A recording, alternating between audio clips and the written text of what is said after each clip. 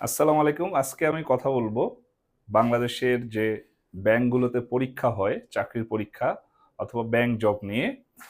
আমরা জানি যে বাংলাদেশে যখন ব্যাংক জব পরীক্ষাটা হয়, সেটা ৩ টা স্টেপে হয়। প্রথমত প্রিলিমিনারি পরীক্ষা হয়, এরপরে লিখিত পরীক্ষা হয়, এরপরে মূলত ব্যাংকের মূল ভাইভাটা হয়ে থাকে। তো প্রিলিমিনারি এবং লিখিত নিয়ে পরবর্তীতে কোনো একটা ভিডিওতে কথা বলবো।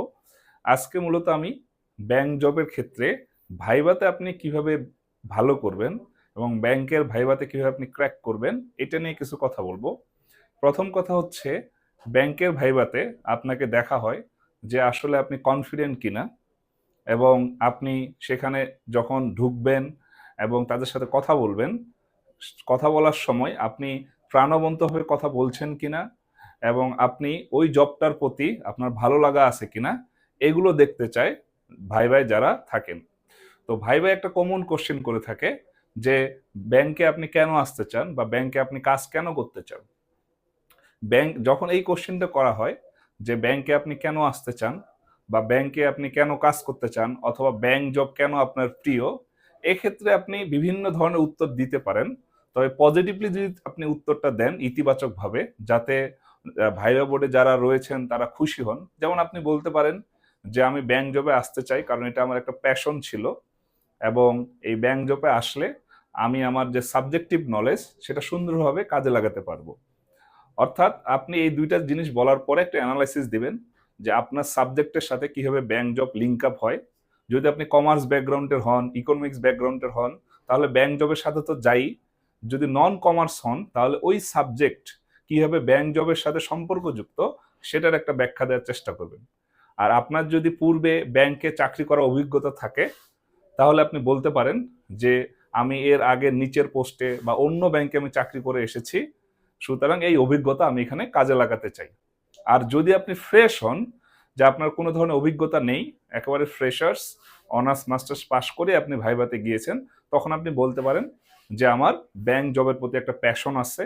দ্বিতীয়ত হলো আমি আমার যে সাবজেক্টিভ নলেজ বা একাডেমিক যে পড়াশোনা করেছি সেটা সুন্দরভাবে কাজে লাগাতে চাই, এবং আপনি এই যে মানুষের সাথে যে সম্পর্কের বিল্ড আপ এবং মানুষের সাথে কথা বলার মাধ্যমে যে কানেক্টিভিটি বিল্ড আপ, এটা করতে আপনি বেশ পটু।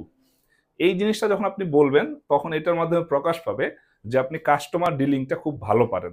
এবং ব্যাংকে কিন্তু চাকরিদাতাটা এটাই চায় যে আপনি যাতে কাস্টমার ডিলিংটা করতে পারেন এবং কাস্টমার সামলাতে পারেন।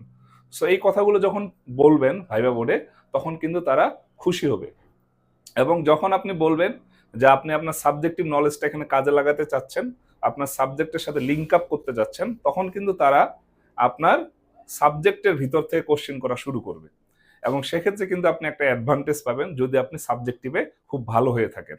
এরপর আপনি যদি বলেন যে আমি পূর্বে কোথাও চাকরি করেছি কোনো ব্যাংকে, সেই নলেজটা এখানে কাজে লাগাতে চাই, সেই অভিজ্ঞতা আমি এখানে কাজে লাগাতে চাই, সেক্ষেত্রে তারা কিন্তু আপনার পূর্বের অভিজ্ঞতা থেকেও প্রশ্ন করবে।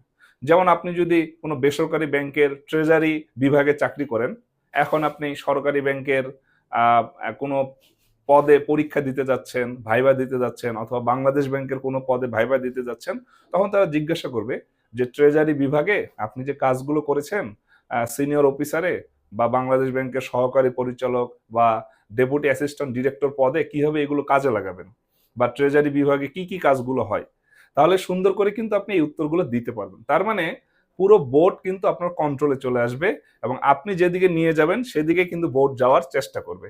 সো আপনি যখন প্রথমে যদি এই প্রশ্নটা করা হয় যে আপনি ব্যাংকে কেন আসতে চাচ্ছেন বা ব্যাংক জব আপনার কেন প্রিয় বা হঠাৎ করে কেন আপনার প্যাশনটা জাগলো, তখন কিন্তু আপনি ইতিবাচকভাবে পজিটিভলি এই উত্তরগুলো দিতে পারেন। এর বাইরে অনেক উত্তর আপনি সাজাতে পারবেন অনেক সুন্দর করে। তবে এই জিনিসটা সামনে রেখে আপনি এগোনোর চেষ্টা করবেন। এইভাবেই ভাইবা বোর্ডে যাওয়ার চেষ্টা করবেন। ইনশাল্লাহ ভাই খুব ভালো করতে পারবেন। আসসালামু আলাইকুম।